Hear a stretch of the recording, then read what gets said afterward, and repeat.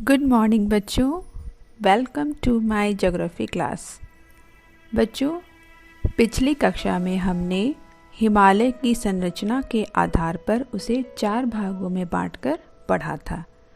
अब हम लोग हिमालय को पश्चिम से पूर्व तक स्थित क्षेत्रों के आधार पर भी विभाजित कर सकते हैं। यह वर्गीकरण नदी घाटियों की सीमाओं के आधार पर किया गया है। आइए इसे जानते हैं। पहला, पंजाब हिमालय। सतलुज एवं सिंधु के बीच स्थित हिमालय के भाग को पंजाब हिमालय के रूप में जाना जाता है। दूसरा, पश्चिम से पूर्व तक इसे क्रमशः कश्मीर तथा हिमाचल हिमालय के नाम से जाना जाता है। तीसरा, कुमायूं हिमालय। सतलुज और काली नदियों के बीच के हिमालय को कुमायूं हिमालय के नाम से जाना जाता है। चौथा, नेपाल हिमालय। तीस्ता तथा काली नदी के बीच के हिमालय को नेपाल हिमालय के नाम से भी जाना जाता है। पांचवा, असम हिमालय। दिहांग तथा तीस्ता नदियाँ असम हिमालय की सीमा रेखा तय करती हैं। ब्रह्मपुत्र नदी हिमालय की पूर्वी सीमा बनाती है। दिहांग महाखड्ड के बाद हिमालय दक्षिण दिशा की तरफ एक तीखा मोड़ बनाते हुए भारत की पूर्वी सीमा के साथ फैल जाता है। इसे पूर्वांचल या पूर्वी पहाड़ियों तथा पर्वत श्रृंखलाओं के नाम से जाना जाता है।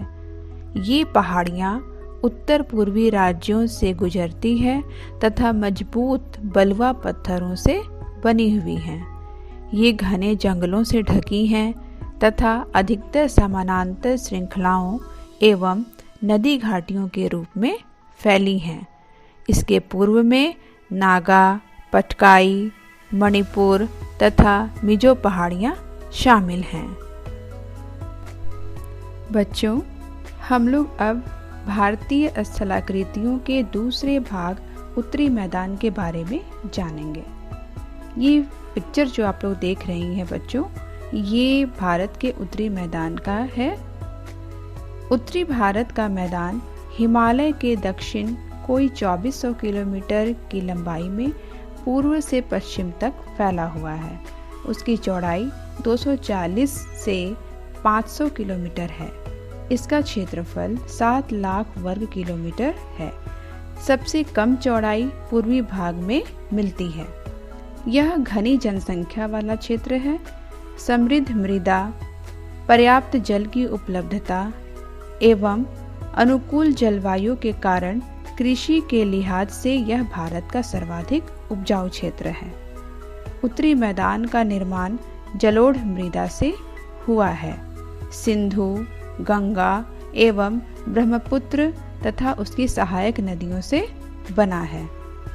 उत्तरी मैदान को मोटे तौर पर 3 उपवर्गों में विभाजित किया जाता है। पहला, पंजाब या सिंधु का मैदान। दूसरा, गंगा का मैदान। तीसरा, ब्रह्मपुत्र का मैदान। पहला, पंजाब का मैदान। उत्तरी मैदान का पश्चिमी भाग को पंजाब या सिंधु का मैदान कहा जाता है। सिंधु तथा उसकी सहायक नदियों के द्वारा बनाए गए इस मैदान का बहुत बड़ा भाग पाकिस्तान में स्थित है। सिंधु तथा इसकी सहायक नदियाँ झेलम, चेनाब, रावी, ब्यास तथा सतलुज हिमालय से निकलती हैं। मैदान के इस भाग में दोआबों की संख्या बहुत अधिक है। ये जो 5 नदियां हैं, इसे आप भारत के उत्तर दिशा के इस मानचित्र में आप देख सकती हैं। ठीक है।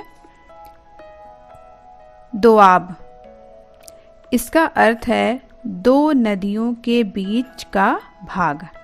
ठीक है, जो 2 शब्दों से मिलकर बना है, दो तथा आब, और आब का शाब्दिक अर्थ होता है जल। इसी प्रकार पंजाब भी दो शब्दों से मिलकर बना है। इसका संधि विच्छेद कर दिया जाए अर्थात इसे तोड़ दिया जाए, अलग अलग कर दिया जाए तो बनेगा पंच जोड़ आब बराबर पंजाब। ठीक है, अर्थात 5 नदियों के बीच की भूमि। दूसरा, गंगा का मैदान। इसका विस्तार घग्गर तथा तीस्ता नदियों के बीच है।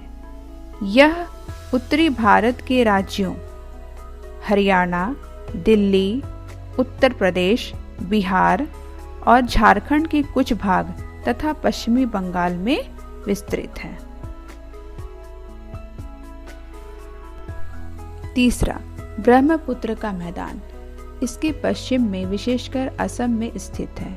इन विस्तृत मैदानों की भौगोलिक आकृतियों में भी विविधता पाई जाती है।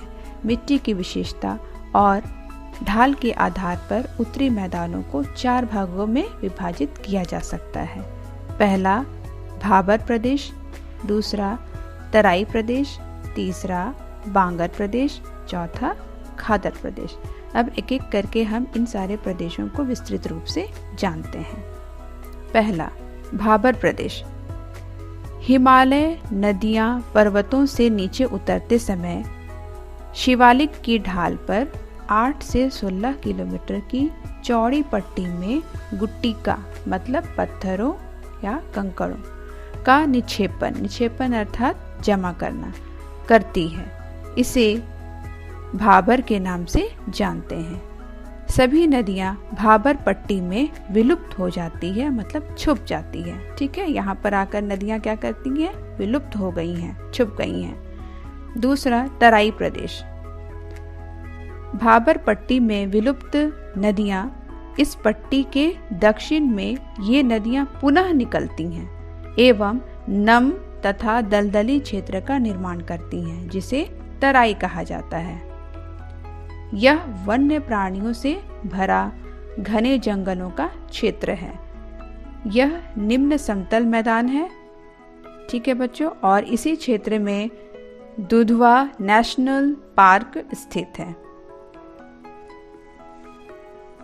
तो हम लोग देखेंगे कुछ राष्ट्रीय पार्क, जिसमें से एक है दुधवा नेशनल पार्क। ये देखिए बच्चों, बहुत ही खूबसूरत तस्वीर, इस पार्क का नज़ारा जो देखने लायक है। ठीक है बच्चों, यह पार्क उत्तर प्रदेश में है।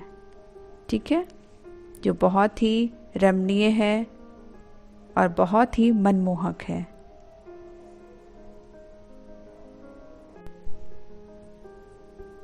तीसरा, बांगर प्रदेश। उत्तरी मैदान का सबसे विशालतम भाग पुराने जलोढ़ मिट्टी का बना है। यह नदियों द्वारा लाई गई पुरानी जलोढ़ मिट्टी से निर्मित है। इस क्षेत्र की मृदा में चूनेदार निक्षेप पाए जाते हैं, जिसे स्थानीय भाषा में कंकड़ कहा जाता है, जो कैल्शियम से बने होते हैं। और अंत में खादर प्रदेश। यह प्रत्येक वर्ष नदियों द्वारा लाई गई मिट्टी से निर्मित होता है, इसलिए ये उपजाऊ होते हैं तथा इस मृदा की उर्वरा शक्ति सबसे ज़्यादा होती है। बाढ़ वाले मैदानों के नए तथा युवा निक्षेपों को खादर कहा जाता है। ठीक है बच्चों, तो इस जगह पर आपको बांगर प्रदेश और खादर प्रदेश, इसमें अंतर आप लोगों को कभी कभी पूछा जा सकता है। ठीक है बच्चों, इसलिए इन प्रदेशों को ज़रूर से आप लोग ध्यान से पढ़िएगा कि बांगर प्रदेश और खादर प्रदेश में क्या अंतर है। ठीक है, साधारणतः रूप से आप बस ये कह सकते हैं कि बांगर प्रदेश में जो है पुरानी जलोढ़ मिट्टी का निक्षेपण होता है और खादर प्रदेश में नदियों द्वारा प्रत्येक वर्ष लाई गई नई मिट्टी के निक्षेपण से उपजाऊ जगह का निर्माण होता है और ये बहुत उर्वरा होती है, यहाँ उपजाऊ बहुत अच्छा होता है। ठीक है बच्चों, तो हमने इस पाठ से क्या सीखा, आइए इसे संक्षिप्त रूप से जानते हैं। हमने इस पाठ से यह सीखा कि हिमालय के पश्चिम से पूर्व के क्षेत्रों को नदी घाटियों की सीमाओं के आधार पर वर्गीकरण कर सकते हैं। दूसरा, उत्तरी पूर्वी राज्यों की पर्वत श्रृंखला को देखा। तीसरा, भारतीय स्थलाकृतियों का दूसरा भाग उत्तरी मैदान के बारे में जाना, जिसके अंतर्गत नदियों के निक्षेपण से बने विभिन्न स्थलाकृतियों को जाना, और तराई प्रदेश में भी दुधवा राष्ट्रीय पार्क का भी सैर किया, जो उत्तर प्रदेश में स्थित है। क्यों बच्चों, पार्क घूमने में मज़ा आया मेरे साथ? मुझे भी बहुत अच्छा लगा। ठीक है बच्चों, उम्मीद करती हूँ कि आप लोगों को पढ़ाई करने में बहुत मज़ा आया होगा, है ना? चलिए, अब ये 2 प्रश्न का जवाब आप घर से बनाकर लाइएगा, ठीक है? पहला प्रश्न, दोआब किसे कहते हैं? दूसरा प्रश्न, दुधवा राष्ट्रीय पार्क विस्तृत उत्तरी मैदान के कौन से भाग में स्थित है? ठीक है बच्चों, थैंक यू।